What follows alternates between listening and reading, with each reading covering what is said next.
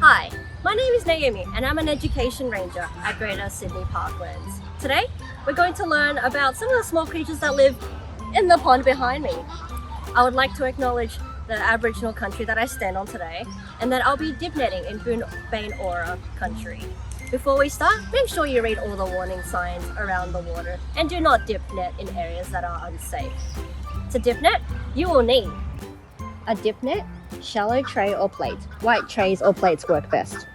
A bucket, a magnifying glass if you have one, and a water bug identification guide printed or on your phone. The first step is to take your plate and find a shady area. You can put your tray or plate down on a bench or even on the ground. Next, take your bucket and walk towards the water's edge. Make sure you watch where you are walking and scoop water out from the top of the pond.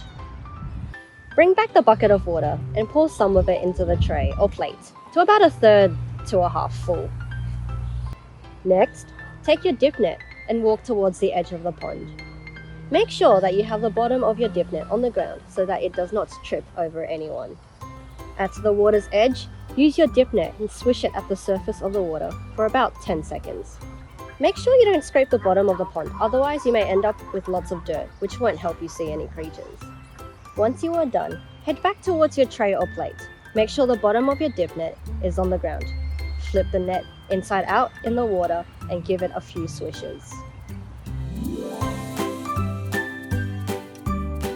Looks like we found a diving beetle. These look like normal beetles that you find on land, except these ones live in the water. And fun fact, they can actually breathe through their bottoms. Some other creatures you may also find include a caddisfly larva.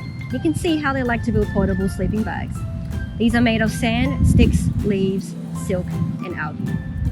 Or maybe a leech. Careful, don't touch them. They can suck your blood, but are relatively harmless. If they do suck your blood, they'll drop off after about half an hour when they are full. You can even find a mayfly nymph. When these nymphs grow up, they will come out of the water and shed their exoskeleton to look something like a dragonfly.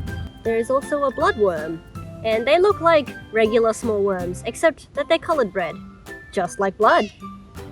Once you have had a good look at some of the critters you have caught, pour the water from your tray or plate into a bucket and pour it back into the pond where you found them. Remember, they are living things and need to go back home.